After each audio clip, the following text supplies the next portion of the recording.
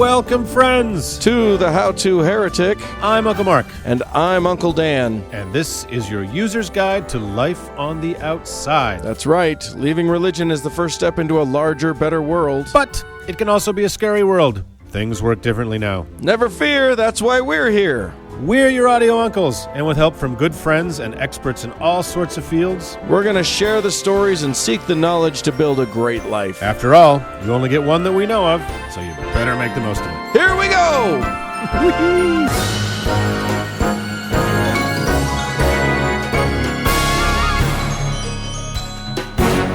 Well, Uncle Dan. Yes, sir.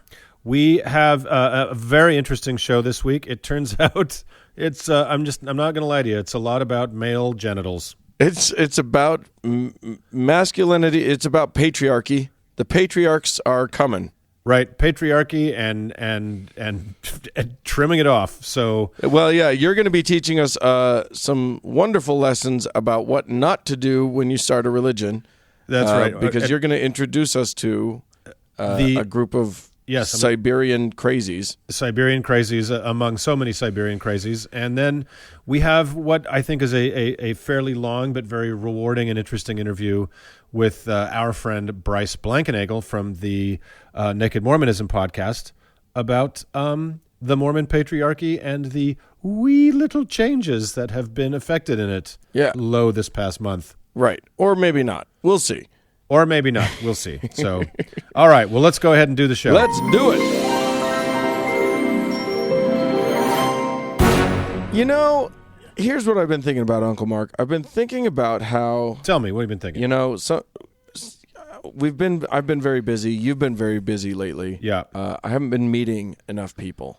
Yes. And I think it's time for me to meet somebody. It's time for me to get out there and meet maybe even a whole group of people. Do you have anybody you might want to introduce us to? Oh, boy, howdy. Do I have some people I want us to meet. And you're going to love these people because they are so fun. They are, you know what? Remember we met the Raelians? You introduced us to the Raelians, who are the kooky, wacky, sex-positive French-Canadian or something like that. Alien cult. Believers, yeah. I kind of found their opposite number. So, oh no! Today we're going to talk about a little group. Well, let me put it to you this way. You know, whenever we're examining any of the world's great religions, it's easy to say all bad ideas come out of the desert, right? And while this is true when you're considering Judaism or Christianity or Islam, this next segment is proof positive that crazy shit doesn't just come out of the desert. I think it also shows that a frozen wilderness is just as ripe for religious madness as a hot one. So, we're the ice planet of Hoth? We're going north, baby. So, Dateline Russia, the year is 1666.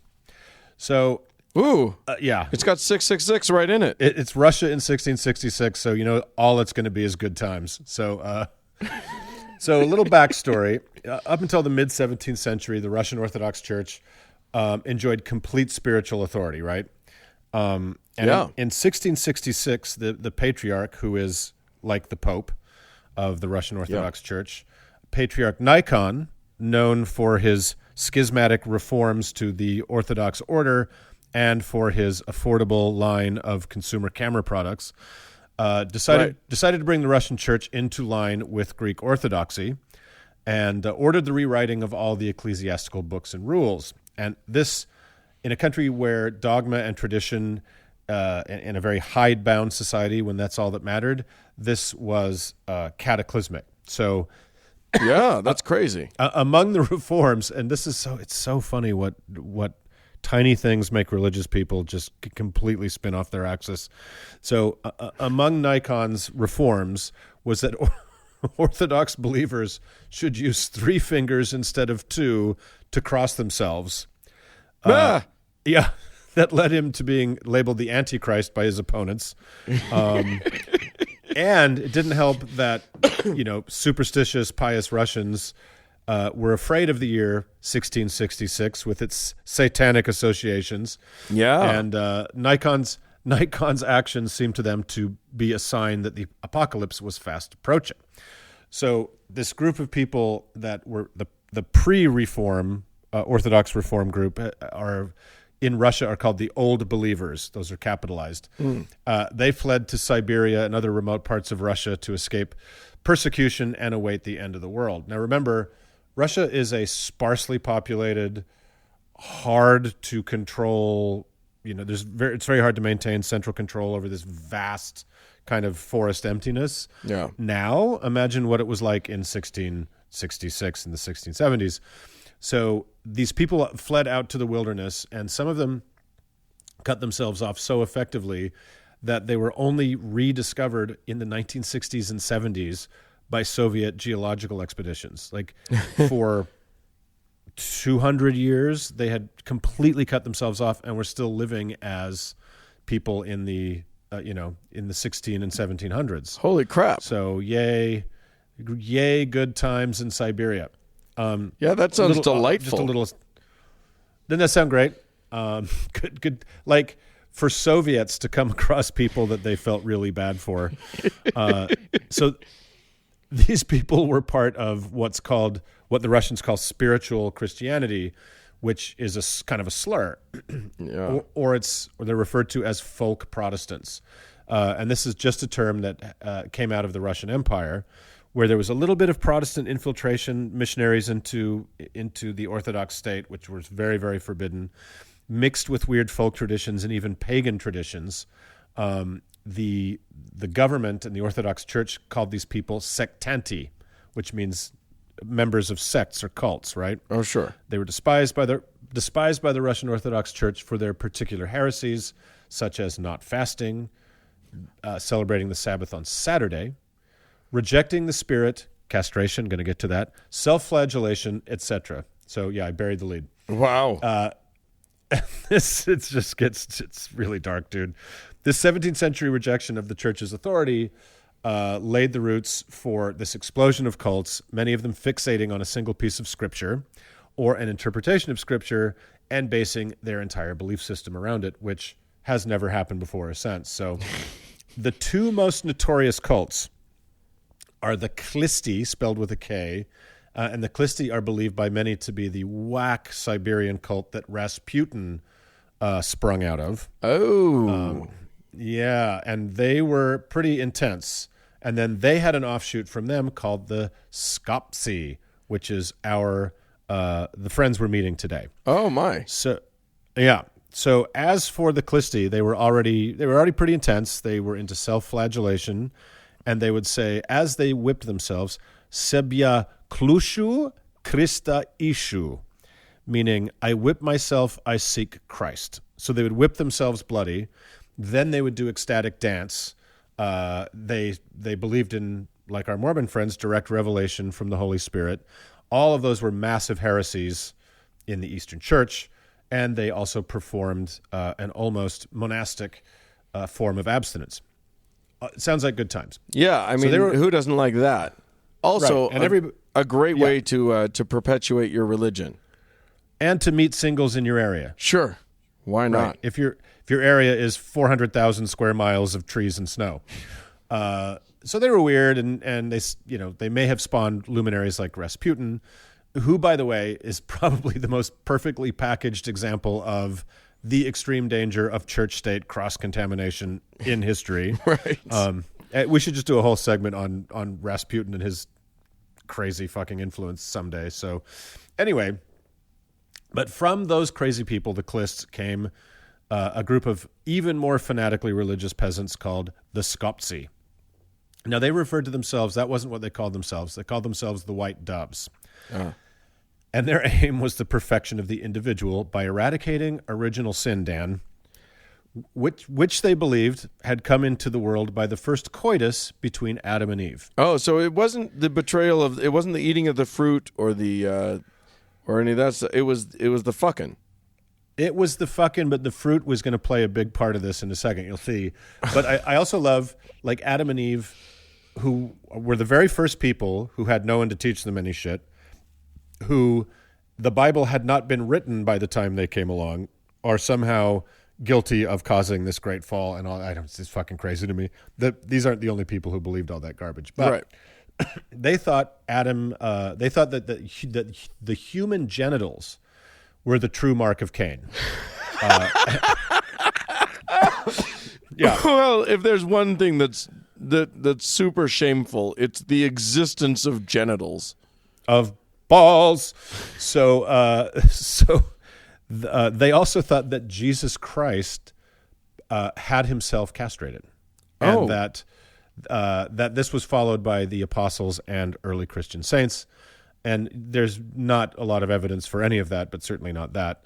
So skopsi, which was kind of an epithet used to describe them by the Russian authorities, is the plural in Old Russian of castrate. Oh, wow. So the sect distorted biblical texts, referring to Christ not as the Redeemer in Russian iskupitel, but the castrator oskopitel. So important difference there, right? Yeah, that means something. That's one of those vowel changes that you don't want to fuck up. Well, it's like if you're a language student and you're traveling overseas, oh my God, if it's a tonal language, you've got to be extremely careful. You got to get those right. That's the lesson in this story. So, and they thought that the castrator Jesus, not the Redeemer Jesus, had himself relieved of his sexual organs by John the Baptist. Why not? Because why the fuck not? So. Yeah. So they believed after Adam and Eve were expulsed from the garden, here's where the apple comes in. They had halves of the forbidden fruit grafted onto their bodies, forming testicles and breasts. Yeah. Oh, yeah. I've heard them referred to as, various fruits. I guess. Yeah. Yeah. There you go. Exactly. So you can probably see what's coming. So thus these guys got kicked right in their forbidden fruit. So the removal of these sex organs restored the skopsi to the pristine state before the original sin in the garden. Oh, my God.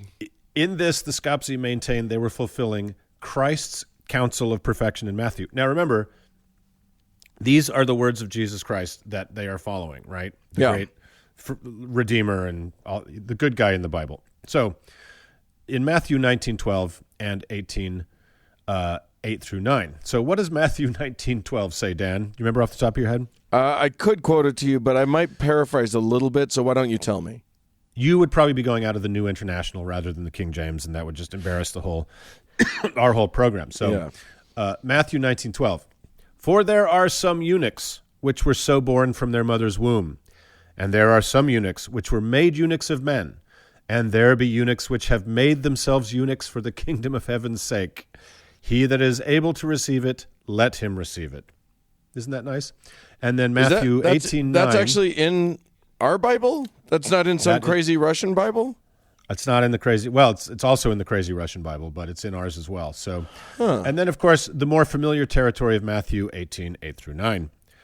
Wherefore, if thy hand or thy foot offend thee, cut them off, and cast them from thee. It is better for thee to enter into life halt or maimed, rather than having 2 hands or feet to be cast into everlasting fire. And if thine eye offend thee, pluck it out, and cast it from thee. It is better for thee to enter life with 1 eye, rather than having 2 eyes to be cast into hellfire.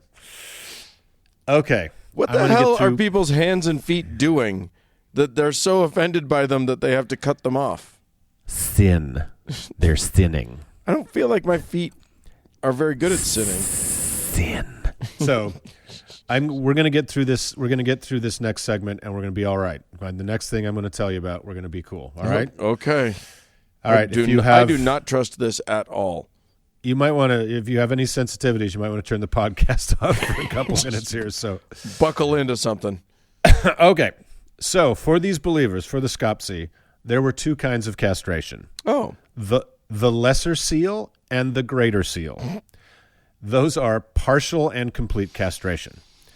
For men, lesser castration was the removal of the testicles only, while greater castration was the removal of the penis as well. Oh, of course it was. Men who did the greater seal used a cow horn when urinating for the rest of their lives. Oh, my God.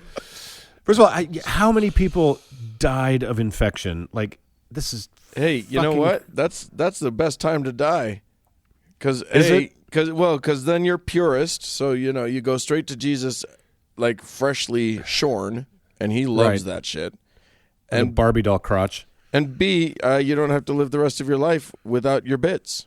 So I Yeah. think it's a win-win if you die of your castration. If your other option was living the rest of your life in the Siberian forest, why not? Yeah. Cut your dick off, see what happens. So the castrations were made with primitive tools such as shaving knives or sickles without using any anesthetic. No. Because what did they have? Right. And this is the earliest records of female castrations date from 1815. Usually only the breasts were amputated. Now, That's a castration? Oh, my God. women, they were dumb. Not women. They were all dumb. Women can still have babies without breasts. Yes. It just complicates matters a little bit. So Well, it wasn't feeding really them a becomes- castration. Feeding them becomes problematic. If this was before the days of formula and a bottle. Yet they, even though female circumcision is a cruel and horrible thing that's practiced, mostly in the Muslim world and parts of Africa, it doesn't exactly make women infertile. Right. It doesn't make them unable to produce children. It just makes it sex not pleasurable for them. Right. So but these guys weirdly didn't do that. They just cut off dick and balls, cut off, boobs, and they figured they were doing it right. So to finish out this segment, Well, there is an obvious question here, which is, yes. how does this group perpetuate itself?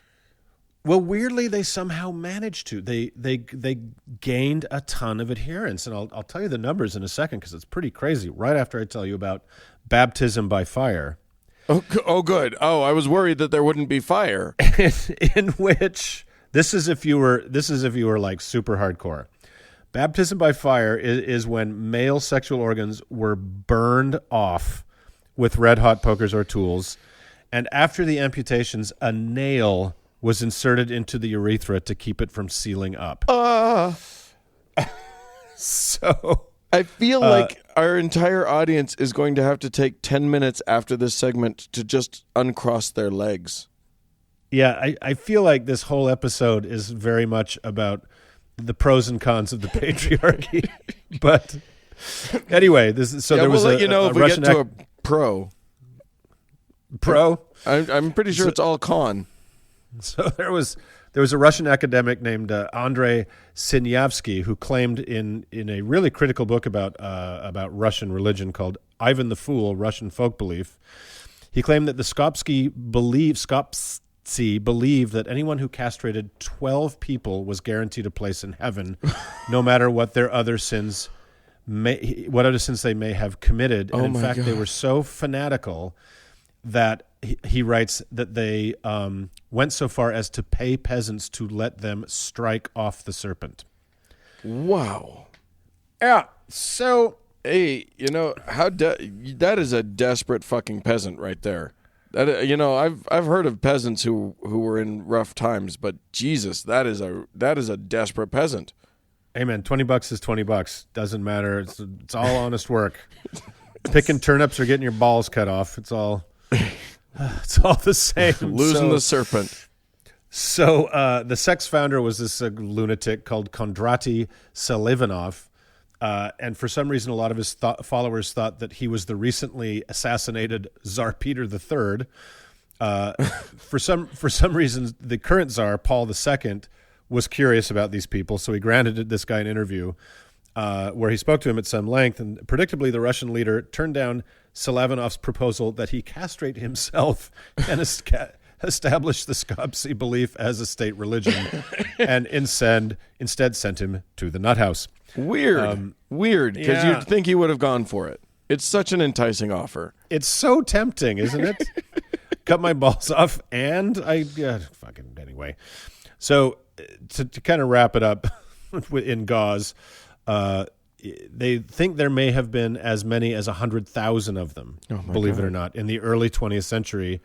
But that number decreased very quickly because A, they didn't really reproduce, and B, under the Soviet rule and collectivization, they were really stigmatized, and the religion was basically eradicated. But and we all know this book, The Great Soviet Encyclopedia, says that there were still adherents to it in the USSR in 1947.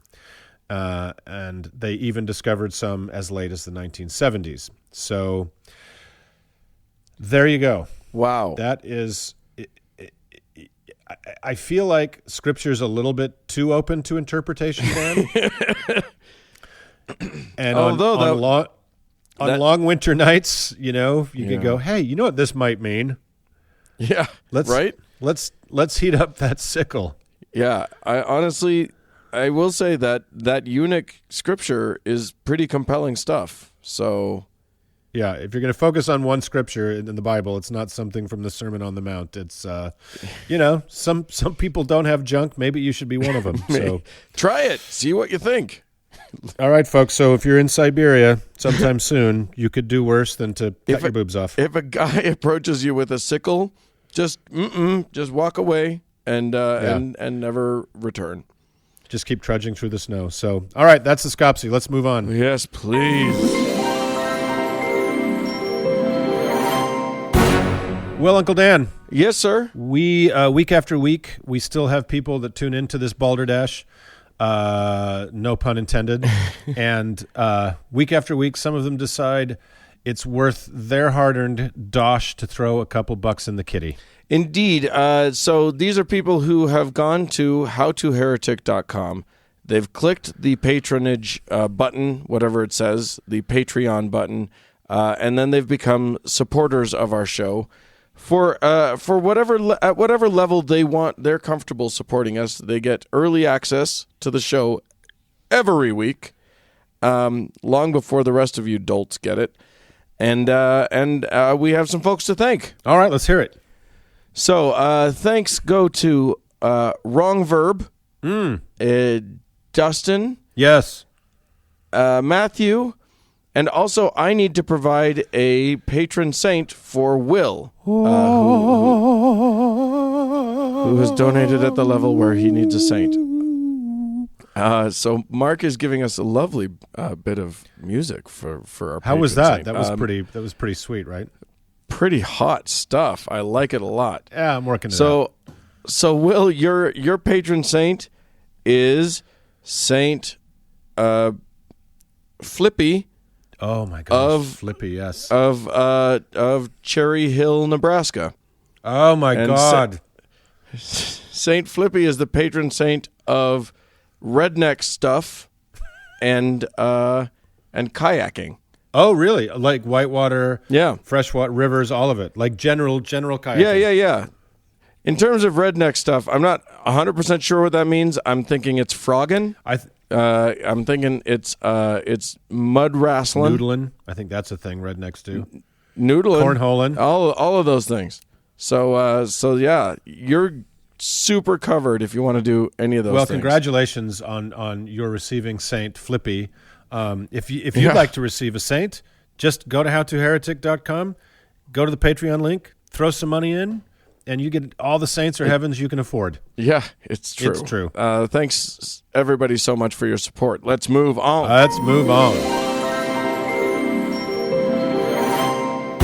Well, Uncle Mark. Yes, Uncle Dan. Here's what I've heard, and you can correct me if I'm wrong. I have heard a rumor, and I think it's a nasty rumor. Yes. That there are institutions in this world that favor one group of people over another group of people. That's balderdash. It seems impossible, doesn't it? It just seems, in 2018, it seems impossible that could even be the case. But it turns out that it may be the case and that it has a long history of being the case. And what? Yeah, I know. It's crazy. This is breaking news here on the How to Heretic.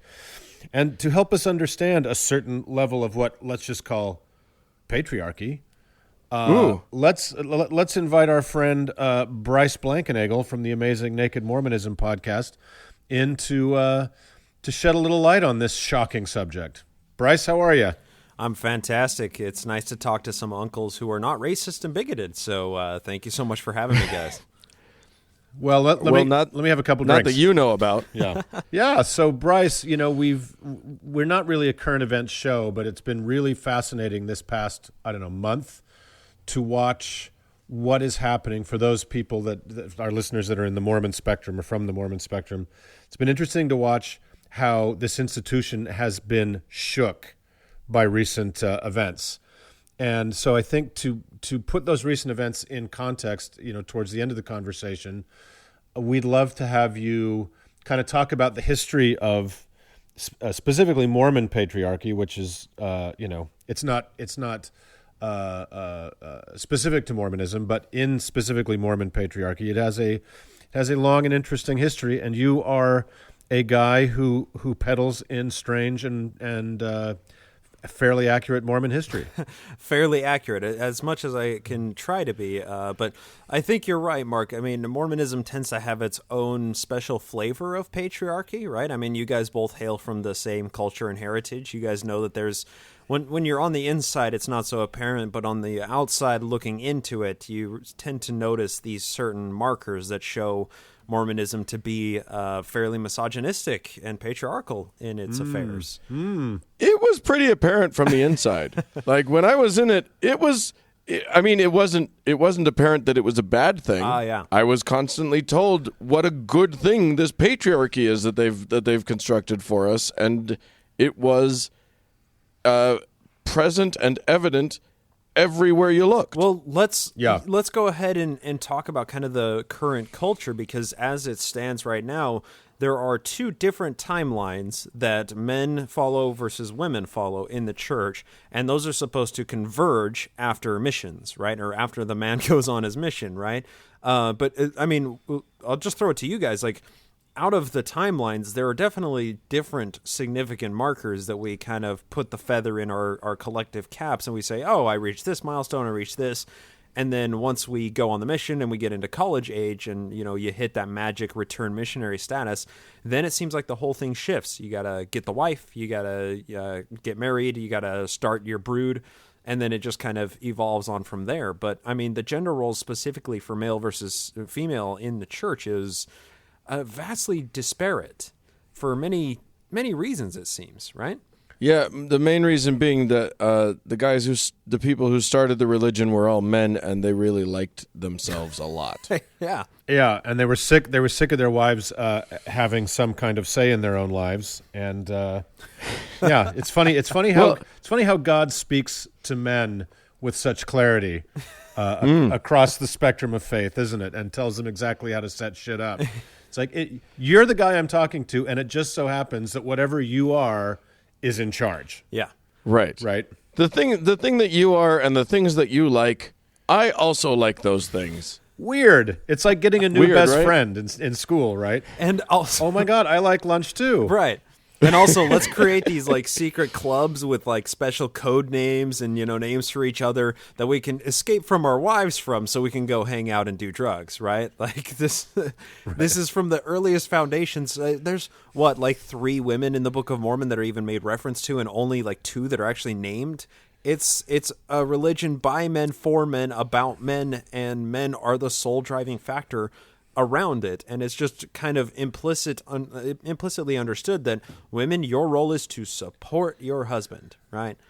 We invited you on here to talk to say bad things about patriarchy. So far, you're just overselling it, man. You're making it way too attractive. It's a paradise, isn't it?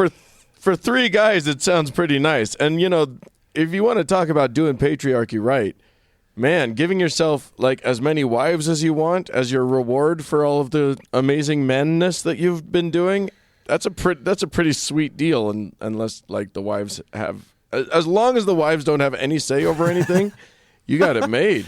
Get your own planet.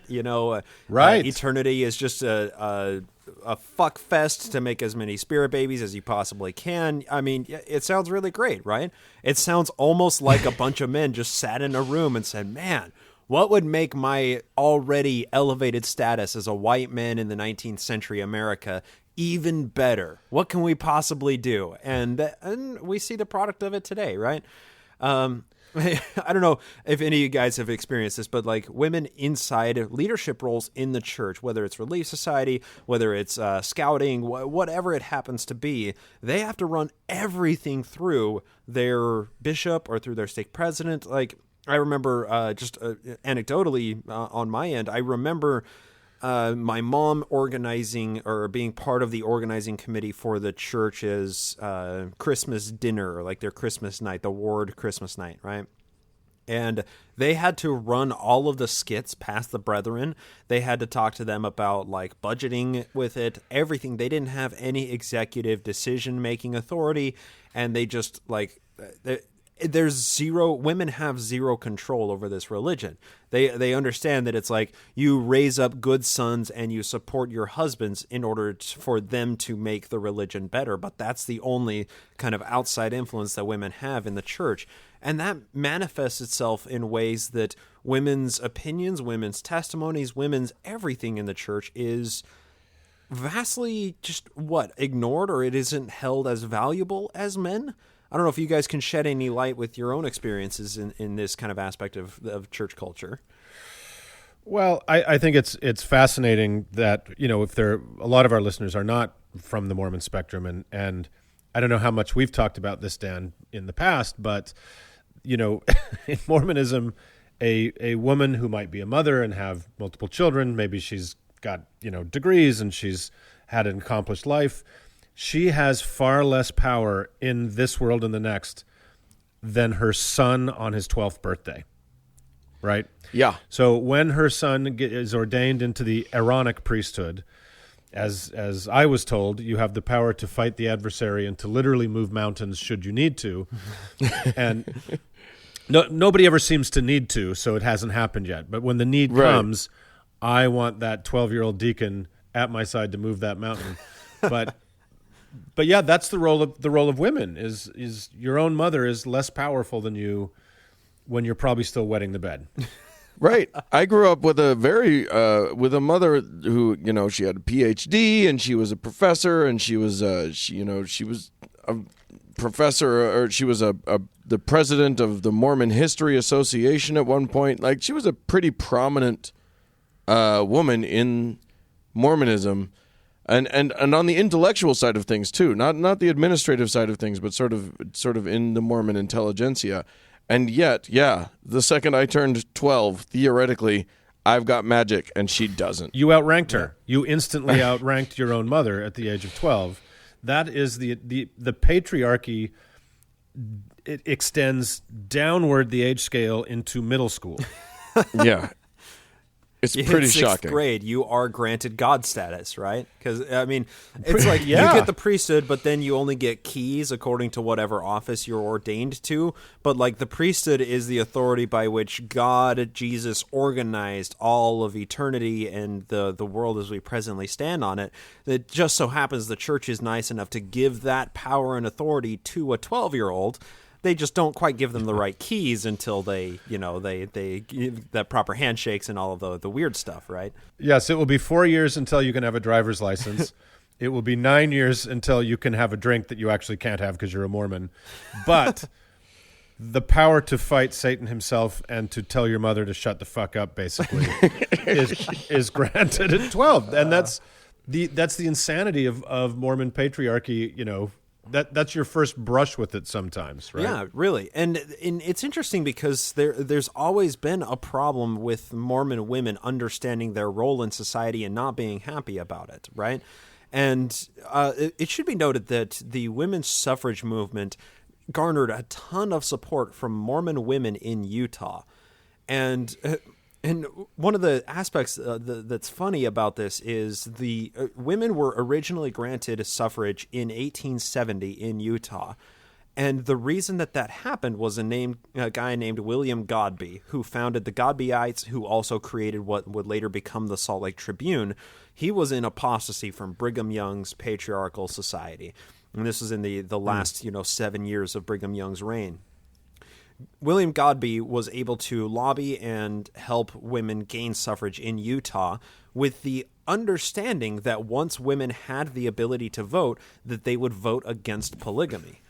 But when it actually came to the vote in the early 1870s, the women, by and large, voted in support of polygamy because they were a part of the culture too, right? Like, if you understand that Mormonism is the one true religion and polygamy is part of that, you're not going to vote against your own religious beliefs, right?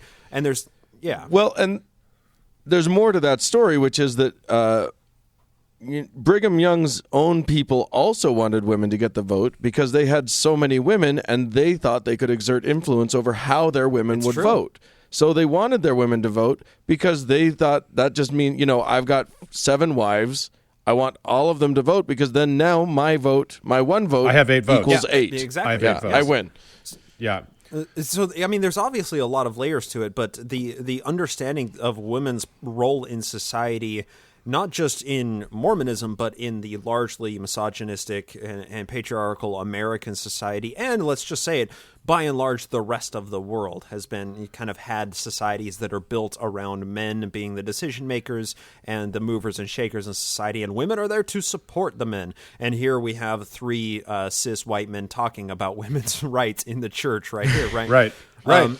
So I want to actually bring in a voice from somebody who's extremely prominent in Utah Mormon society.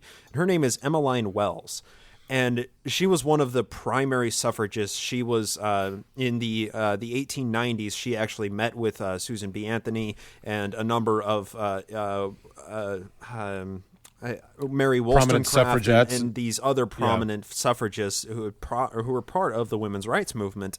And she understood that because she was a woman, that her testimony couldn't be accepted, that she had no voting rights, she had all of these problems, but she was also a thrice married polygamist, and her husband Daniel Wells, it was Newell K. Whitney prior to that, who had more than a dozen other wives, and then Daniel Wells, who had close to a dozen other wives. She lived her life raising her children basically absent of any men.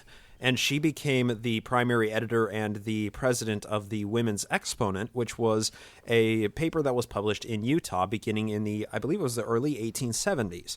And she became the primary editor, the kind of the driving force, writing tons of articles for the Women's Exponent. She was just an extremely powerful voice in the early Mormon and Utah years.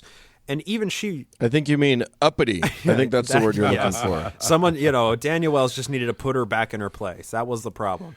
Well, the Bible says you pick a switch no bigger than your thumb, I think. Isn't that that's the rule of thumb? Come on, guys. Yep. Oh, that's where we that all know comes this. from. Okay. That's right. Good enough. Is. Yeah. I don't think that's a biblical thing. She learned to mind the P's and Q's here. All right. So Emmeline said in response to the culture and the way women were treated in American and religious culture, she said, quote, she admonished women to become enlightened on all points pertaining to life and its purpose, and decried the influences that made women reluctant to break the silken cord which bound them to the proprieties and delicacies of life beyond which they dared not step. Now, this is a direct quote from Emmeline. Quote, in the name of justice, reason, and common sense, let women be fortified and strengthened by every possible advantage, that she may be adequately and thoroughly fitted not only to grace the drawing room and manage every department of her household, but to perform with skill and wisdom the arduous and elaborate work of molding and fashioning the fabrics of which society is to be woven. So she definitely understood the importance of the women's role, not only in supporting her husband, but also in decision making processes. And she was a powerful feminist, powerhouse in early Mormon history, in early Utah history, I should say. For all the good that did. Well, I'm just going to say, imagine how bad it would be without those voices, though, right? I mean, right, absolutely. Exactly. Yeah. I wanted to point out, what you touched, Bryce, on the idea of these women who voted with their culture, who believed, who had they had buy-in with this patriarchy. And that's not a relic of an older time. That's still true today. The women of the LDS Church, and I assume of most other churches, all of which have a patriarchal bent to them that I know of. Yeah. They're still buying into this patriarchy, which to wit, I actually interviewed. The three of us will all remember. Some of our listeners won't have been aware of this, but just a few years back, there was this whole there was an ordained women movement that was really gained some traction. Yeah, trying to get the church to ordain women to the priesthood. And one of their first big events that they had was This was their big rebellion, was to wear, these women were going to wear trousers to church. Yeah. Rather than dresses, which there's no prohibition against. Yeah. They just, it's all cultural, though. It was just this cultural thing. In the year of our Lord, 2015. Right. Yeah. Women wearing pants to church just about blew the state into smithereens because it was so broke revolutionary. everything. Yeah. I actually went, and for thank God I'm atheist, I went to Mormon General Conference that year, and I interviewed people about that movement, about the ordained women movement. And these women literally, these are the most innocuous rebellions possible. Wearing pants. They asked to go to a general priesthood meeting and were politely declined, and they politely accepted the They were like, okay, thank you very much. But they went and asked. And I was asking all of these people about it, and I asked women, do you think women should have the priesthood? And they all, almost across the board, the women were the ones who were like, no, that should never happen. Some of the men that I interviewed were like, yeah, maybe that's a thing. But the women it's so inured. Yeah. It's so deep in their, Well, they have. Yeah, I have experience with that too, where I believe it was the 70s when the Equal Rights Amendment was trying to gain passage, right? So this would have been an amendment to the U.S. Constitution. I think it was 2 sentences. It was incredibly simple.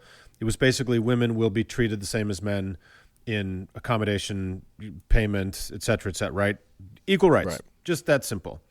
Ridiculous concept. And Mormon women were in the vanguard of fighting that. Mm-hmm. And in that vanguard was my own mother, who was a crazy person of the first water. But whenever the news was on television about women protesting with the ERA or carrying signs, she would lose her fucking marbles. And it's important to remember the internalization of that poison, right? When you are so oppressed and so hated and so mistreated by your society, you can rebel against it, you can try to escape it, or the other option is you just absorb it and you become part of it. So I feel like there was this sense from Mormon women some Mormon women at the time looking at those women on TV saying those bitches think they're better than me. Right.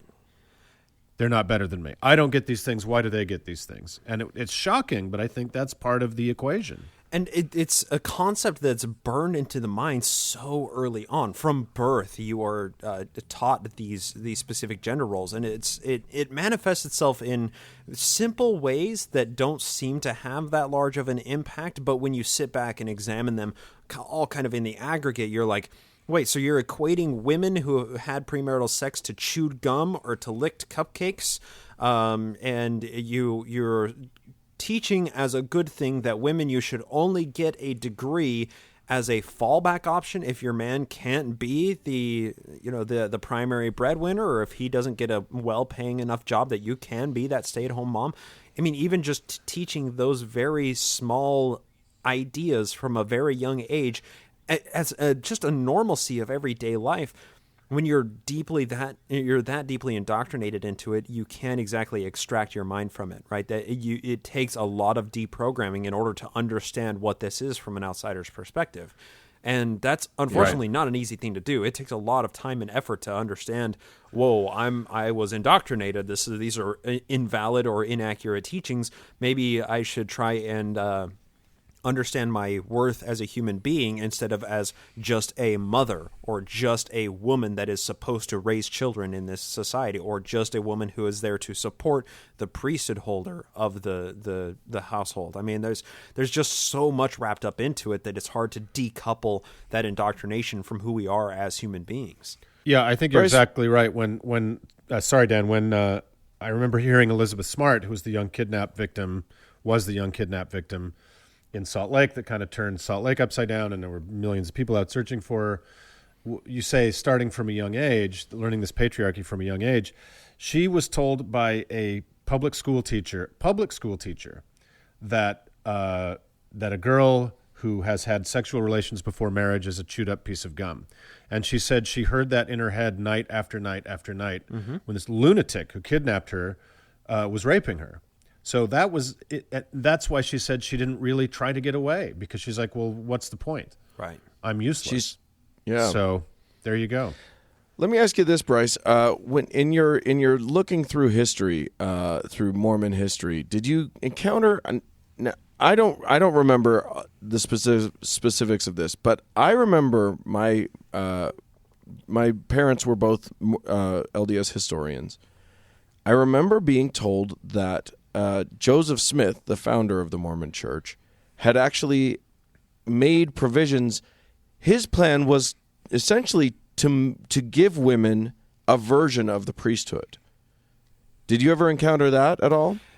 This is this is a huge topic, and this is all the way to understand this. You have to understand the history of the Relief Society and what the Relief Society was created as. Because Joseph, there's no making any bones about this. Joseph made a boys' club for his homies, right? Like that's what Mormonism was. But he did also create in Nauvoo years in 1842 this society that was known as the Relief Society. Now, I don't know the genesis of that name, but I mean, for Joseph to call the Relief Society and have it staffed with like 19 of his wives at that time, it's questionable what the usage of the word relief was in this aspect. But the Relief Society was seen as like this powerful woman's movement that Joseph turned the keys over to the women in power. But he died 2 years later. Like, Joseph wasn't able to implement a lot of his grander designs into effect before Brigham Young began his theocratic takeover and his immigration of the saints out to Utah, where he was able to do whatever he wanted with the Mormon religion and Mormon doctrine. So it's fairly tacitly understood by most historians that Joseph Smith was much more progressive than Brigham Young was. Brigham Young was extremely conservative by those days' standards. He was an extremely cognizant businessman. He was able to look at a spreadsheet and understand where the holes in the budget were and make everything work out well. And obviously, when you are creating a society that's centered around a male domination and you have 55 wives, and you're trying to keep those wives subservient to you and to your fellow friends who also are polygamists, it doesn't bode well for business in order to give those women equal rights to you as the men. I mean, you're fucked. You're outnumbered 55 to 1 again. Exactly. And I mean, it's a great way if you create that indoctrination in their minds that they will defend polygamy. When the 1870 suffrage was granted in Utah, the United States government was profoundly surprised to see that Utah women voted to keep polygamy, voted against the Edmunds-Tucker Act. But they didn't. I don't think that the popular psychology understood the level of indoctrination of these women and the fact that they were all part of this same system that was moving forward with or without them. And also, it's like, if you were a woman in Utah and you were unhappy with your polygamous marriage, what do? There isn't civilization for 1,000 miles around. Yeah. Your family has either in Utah or you abandon them in order for you to get out to Utah. You don't have any business propositions out there that you can chase down and try and support your family, all of your kids. And you also have this certain sense of sisterhood with your fellow sister wives because they relied so much on each other in order to get by. Resources were so scarce in Utah that women had to band together to help each other out because the men of polygamous marriages were largely absent with other affairs, with their other wives, with things that were going on with the church, with building a theocracy. So women in Utah were extremely strong, but they had this fatal flaw of being indoctrinated into the same system and defending that system because they believed that it was a good thing. It's really hard to try and extract that belief from who these people really were when they so deeply believed in it. Yeah, and that's an amazing. It's a remarkable story, and there are a few. Look, you mentioned Emmeline Wells. There are a few standout moments of brilliant feminism that kind of broke the Mormon mold. Yeah. There's also Martha Hughes Cannon, who's one of my Utah heroes. who ended up running for Senate. Anyway, but her main opponent was her husband at the time, and she beat him. That's amazing. Yeah. Well, I would say let's fast forward. That patriarchy has maintained in an almost unbroken line, right? So from the day Joseph designed it, through God giving Joseph a commandment that his wife should shut the fuck up and listen to him and not be a problem, through the demon that was Brigham Young, really up until about this month. And I think that's really there's been some fascinating developments in Mormonism, which is not something I ever thought I would say in my life. But here we are. So can you talk a little bit, Bryce, about what's happened in the past month or so? Yeah, this has been actually really interesting, all kind of converging on this last April 2018 General Conference. And so you have to be so familiar with Mormonese and Mormon culture in order to understand all of the headlines in context, and then to watch the 10 hours of General Conference to see what the leadership has done in response. You have to know. Oh, good Lord! Don't watch General Conference. Whatever you people do, Shoot do me not now. watch General Shoot Conference. me fucking now. It's the worst thing you could do to yourself. Allow other podcasters like yours truly and like Infants on Thrones to watch it and make parodies and analyze it, minute by minute, because 10 hours is so much content to sift through over dozens of speakers saying so many words, but conveying such little information. It's too long for a really good movie. Like, if the best movie ever was 10 hours long, that's too much. This is garbage. You're right. It's code.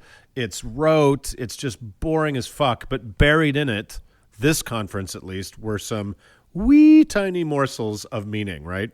Absolutely. And you have to be able to watch the entire thing and know those morsels and know the words that they're going to use or that they do use in order to pick those out. So what spawned so much excitement and interest was back on March 19th, 2018, Mormon Leaks released this audio that a woman known as McKenna Denson now, she was Jane Doe at the time, recorded her alleged assaulter, her sexual assaulter, who was the president of the Missionary Training Center in the early to mid 1980s. And she went in and made this recording in 2017 after she had made a number of accusations against this guy, and he had never been punished by the church or by, outside secular authorities for allegedly raping this woman. So and we should mention that this is a position, the president of the Missionary Training Center is a very big deal. Like Mormons send out thousands and thousands of missionaries all over the world, but most of them come to this training center in Provo, Utah, and he's a person of high authority. Exactly. And it should be noted that MTC in Provo was the first MTC, and it was also, they had these language training missions prior to that in order to train missionaries in whatever language they were going out to, but the Provo MTC was the first MTC. That was dedicated in 1978. So this is going on like 4 to 6 years after that establishment was created, and it was the only MTC in existence at that time. So they were funneling thousands of missionaries through here, and it just so happens that this guy who the missionary president, or the MTC president, was Joseph Bishop. He is an openly confessed sexual predator. On this audio recording, he confessed to being a sexual predator. He calls it his sexual addiction. He calls it his problem, and he never sought treatment. He had never been punished by ecclesiastical authorities. He'd never gone to jail or gone to court for any of this. And this woman made a recording of her confronting her abuser. And this really goddamn church just kept sending him teenage girls. Just thousands and thousands of teenage girls that this church would send to him. Well, a little backstory matters here too, because now it's a little bit, maybe it's a little bit more common for young women to go on missions. Back in the 70s and 80s, if you were a woman going on a mission, it's because your community deemed you as somehow you were a little bit lesser. You weren't instantly marriageable. You were already kind of under a cloud because no man wanted you at 20. You were a sweet spirit, is what you were. You were a sweet spirit. Or you may have been what we now understand is a body type called built to quilt. But that's another thing entirely. So I just killed Bryce. So that is the cloud this woman walked in the door of the MTC under, and had been told her entire life that you absolutely trust the patriarchy, that these men are always right in all matters, and they're godly. Exactly. And they're godly, and that's what delivered her into the hands of this, again, admitted sexual predator that had so much control over so many young lives. And there are a number of interesting tidbits of information to take out of the leaked audio. It's 2 hours and 44 minutes worth of audio, and it takes 40 minutes of her going in under the guise of being a reporter and reporting on MTC presidents. And finally, at the 41-minute mark, she finally hits him and says, "Do you remember raping me?" And that's that. The following 2 hours after that it's a train wreck. But it's very interesting to pick out little tidbits of information or try and take that and extrapolate what is meant by that. So one thing that is made apparent is Joseph Bishop and his wife were basically put in charge of women who had come from troubled pasts. So a little backstory also on McKenna Denson, who was Jane Doe, who made this recording confronting her sexual assaulter. She put up a child for adoption through LDS Services a year before she went on her mission. So much to the point that you're talking about, Mark, she had an extremely troubled past. She had a sexually abusive stepfather, according to the audio. Right. And she had obviously divulged that information to Joseph Bishop through interviews, right? He had interviewed her as her MTC president, had understood a bit about her past, and he had likely used that information in order to groom her, in order to get her into a precarious situation where he could commit this alleged rape. And this signals the entire Mormon culture that is created by a structure of the church policing itself. When something like this comes up, the church handles it within its own internal ranks. It's understood that the person who commits some form of sexual abuse is punished by the church, and then they repent, and then everything is okay. But we've seen time and time again that system failing. And McKenna Denson is one amid a sea of women who have been the victims of this same system and who have never had any reparations or redress for becoming victimized by a man in a leadership authority position who's up on this pedestal, right? Well, and she's lucky because she actually got out of the church, which gave her the position. I mean, it's years later, but it gave her at least a little enough perspective to be able to say, you know what? It's okay for me to sue the church about this. Right. Whereas women who stay in the church and men who are abused, who stay in the church, they sit down with their ecclesiastical leader, assuming he's not the guy that did it to them, and and that person says, you know what, the church will handle this. So-and-so repented, blah, blah, blah. So just leave it alone. And then they feel like they can't sue the church. How would they sue the church? It's their church. It's God. You can't sue God. Yeah, and it's really interesting, and I wanted to see what you guys thought about this because I listened on John DeLynne's podcast. I listened to the entire interview, and I was absolutely enthralled. Mm-hmm. And what struck me, and I don't know if you guys think this is a result of the confidence the patriarchy gives men like him, or if he literally had a guilty conscience somewhere under all of his monstrous exterior, which is when she dropped the dime, when she said, okay, do you remember me? I'm this person.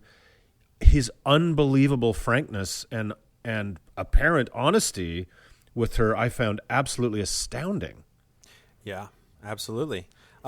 However, at all times, he denied having memory of actually assaulting her, which is very fascinating because he did admit to a number of other molestations.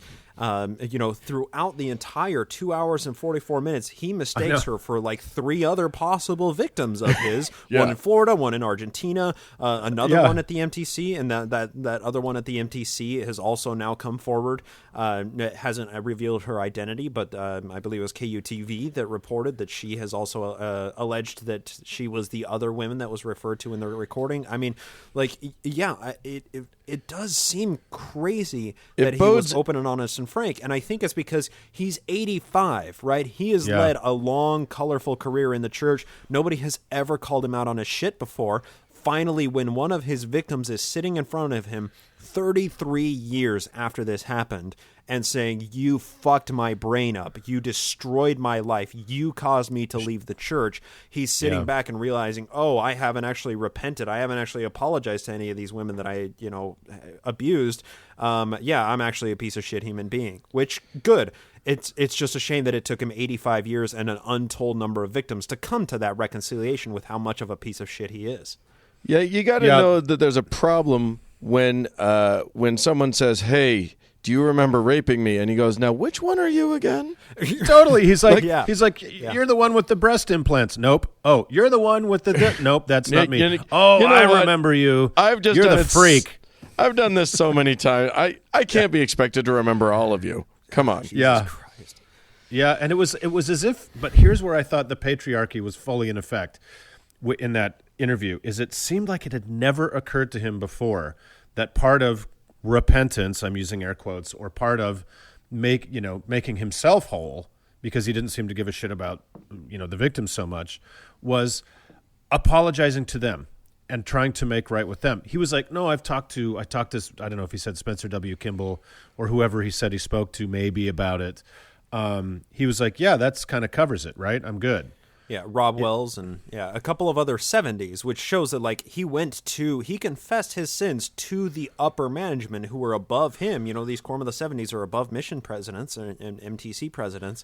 He confessed to them. They never did anything. And the only time that the police were involved was when McKenna Denson made a death threat against him in 2010. That's the only time that the police were actually ever called and took depositions. Huh. Right. You say that they never did anything. No, they did something. They absolved him. They told. Yeah, you're right. Right. I mean, they may have given him some sort of small penance to do, but they made him feel like he was done.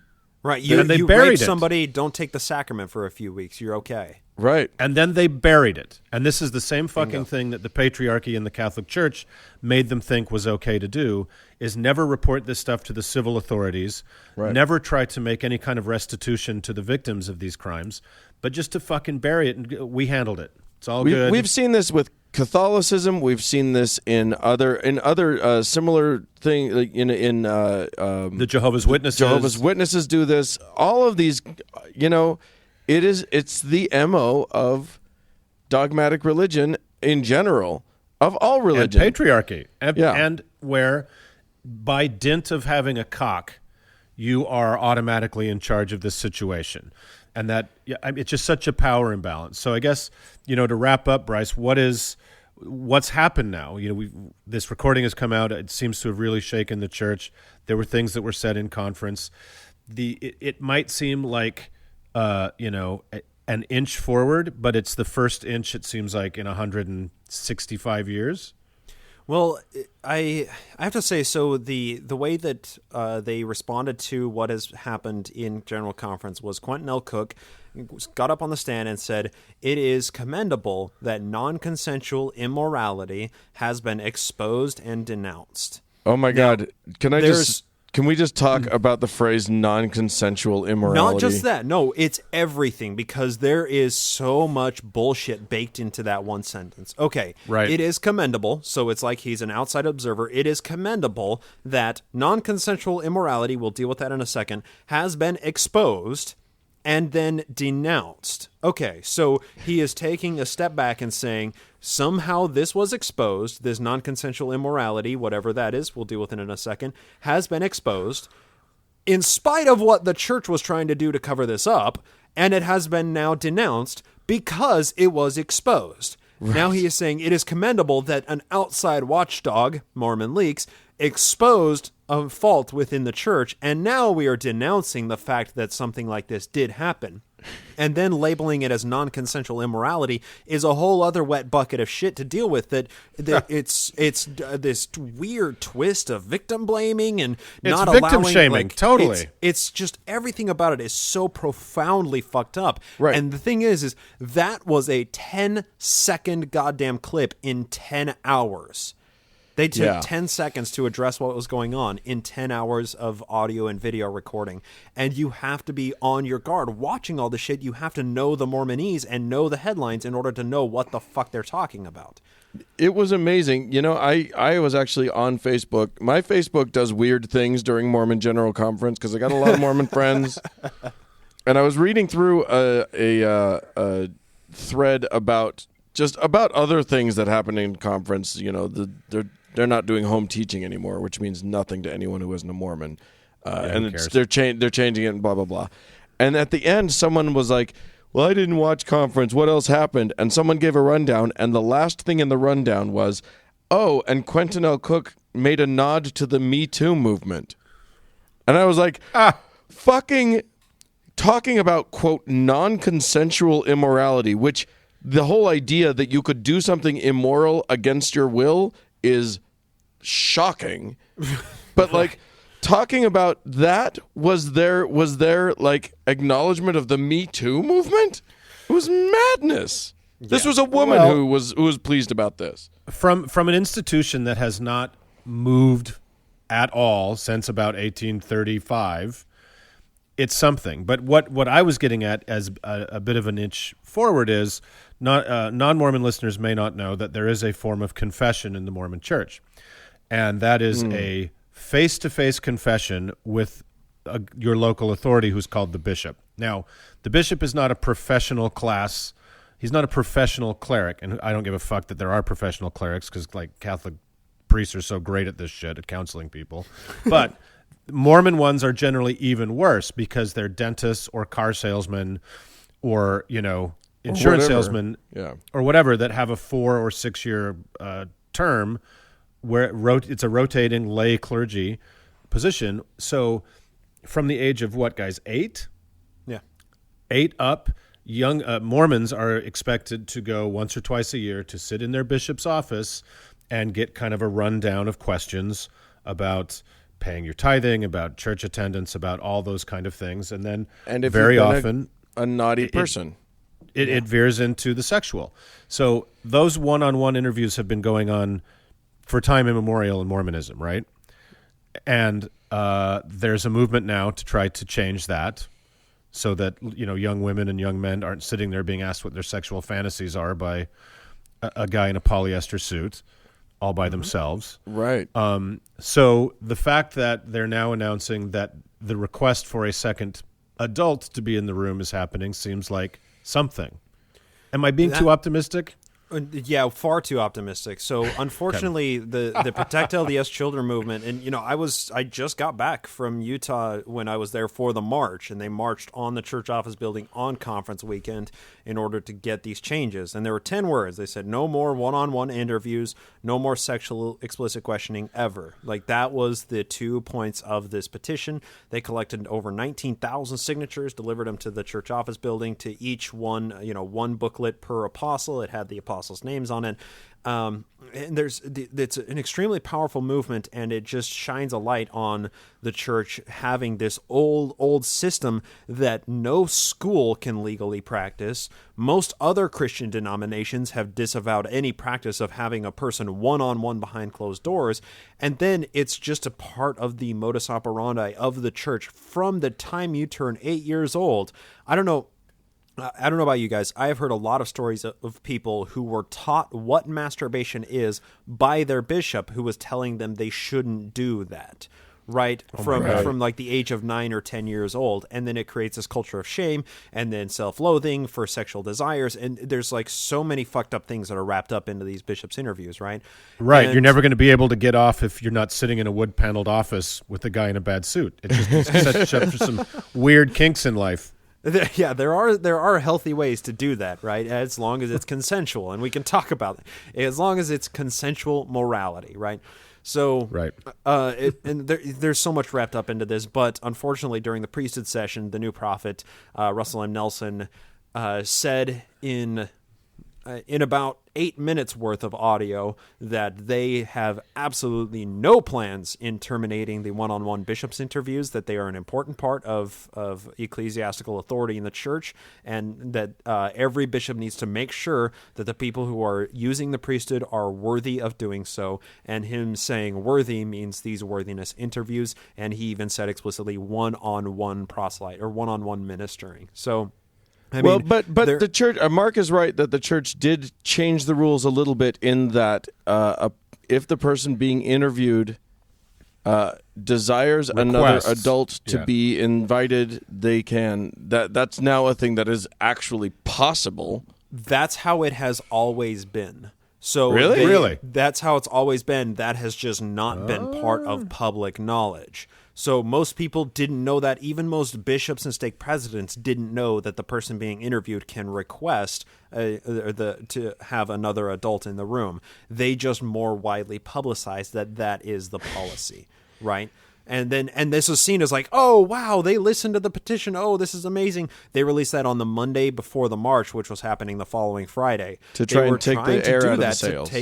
Exactly what I was going to say. So it was a tiny half measure. The way that I characterized this when I talked to Sam Young, the Protect LDS Children organizer, on my podcast about this, the way that we talked about or described this was, he's looking for a step in the right direction. This was like a little granny with a walker shuffle in the right direction. This was just milk toast with nothing. I mean, there's nothing useful about this, and it just shows that they are listening, but they will do the absolute bare minimum in order to stop public opposition to what they're doing. Well, I was being entirely too optimistic, but I'm going to remain optimistic in this way, and I think it is that look at the news, look at the PR, look at what's been generated by one very brave woman who decided to do something very brave and record a conversation, right? Yeah. And I think that speaks Mark, to the power of the individual, right? I have to temper your optimism once again because... Stop it! I know, right? So, unfortunately, I have an opinion about McKenna Denson and her attorneys... as opposed to the church and Curtin McConkie attorneys. If this lawsuit does go through, if they do not reach a settlement, which it does seem that a settlement will probably be reached, even with this blowing up, with the audio being released and taking some of McKenna Denson's leverage away. If this goes to settlement, everything will be squirreled away. This will be forgotten, just like every other of the hundreds of other cases that have come up in the recent 50 years of the church dealing with these sexual assaults. To put this into perspective, on my recent episode 97, talking about this, I decided to talk about the church and the way that it deals with sexual assault and the way that it influences politics and court systems, which is really... Unfortunately, it's a massive issue. It took me 2.5 hours or 2 hours to just barely scratch the surface because it's so huge. But I went through and I compiled headlines on an ex-Mormon subreddit thread of all the headlines I could find within the past 17 years since 2000 where the church has had allegations of sexual assault raised against them. And what I was able to find, of course, dollar figures are attached to these. These are only initial damage filings. These are not the actual settlement prices because settlements are locked behind non-disclosure agreements. We don't know what the church has paid out in settlements. But just in the past 17 years, on 2 days of very cursory searching, what I could find was the church has been sued for $2.4 billion in sexual assault cover-ups. In 17 years, the church has... been happy. That's a whole mall. That's like an entire mall. It is. The church has been happy to champion in the past 17 years that they've given $700 million to humanitarian aid. That's barely more than a quarter of what people have sued them for over sexual assault allegations and them covering it up. Now, those are initial damages, initial lawsuit filings. Those are not the actual settlement prices. And that was only a tiny handful of headlines that I could find that had dollar amounts attached to them, which is not representative of how many there are. It's not representative of how much has actually been paid out in settlements. But I don't think that it's unfair to estimate that the church has paid out hundreds of millions, possibly billions of dollars in covering up sexual assault in the past, let's say, 20 years. And that is what I have been able to conclude based on what I have found. Though that is my opinion. I'm saying that to protect you guys on your podcast and myself personally. That is my opinion, but that is my opinion based on what I've been able to find. Well, I feel like I can offer some hope to all of us. And maybe No, Bryce will just shit on it, so go ahead. No. Yeah, This let's is see it. this is good stuff. This is good stuff. Because all of this, the world, the country, is getting more and more woke on all of this stuff. And as it does, this church, this fucking patriarchy, this piece of shit church is hemorrhaging members.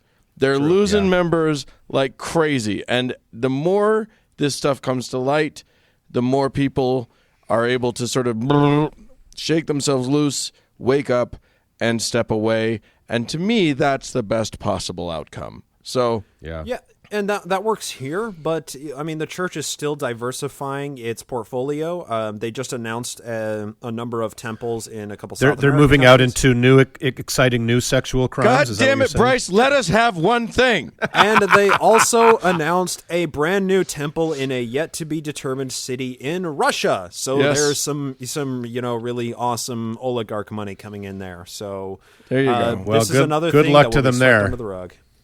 Yeah. All right, well, Bryce, you've thoroughly depressed us. We I tend to have that effect on a lot of appreciate you people. coming on. Well, and yeah.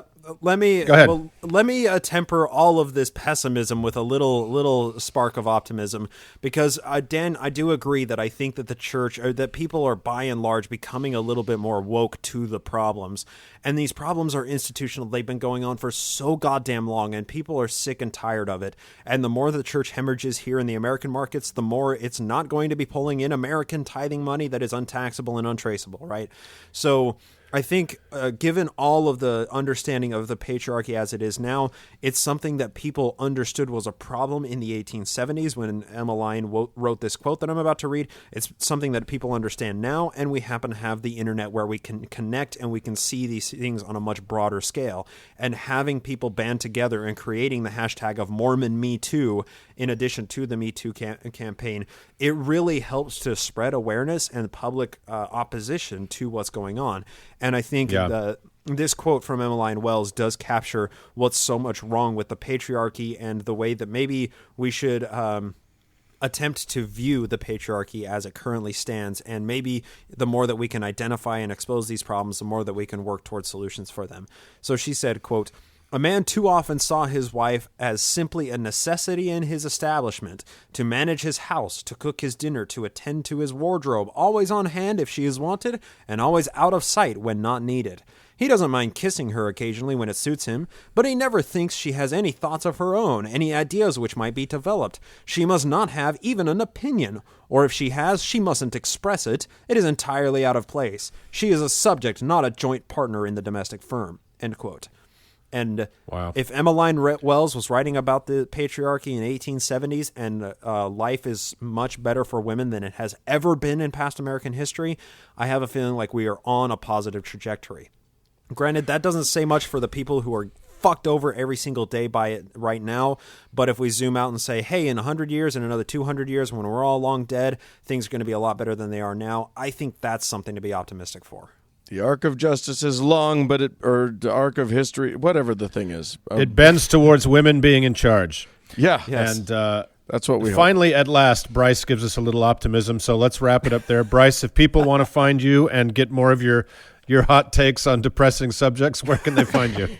On all subjects Mormon related, I'm on Naked Mormonism, and I co-host My Book of Mormon podcast, where we read through the church canon.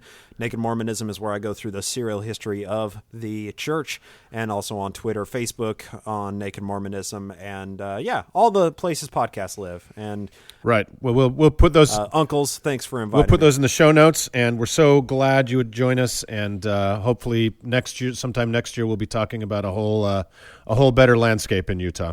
Yeah, right. A great renaissance. Absolutely. All right, let's move on. Thanks, guys.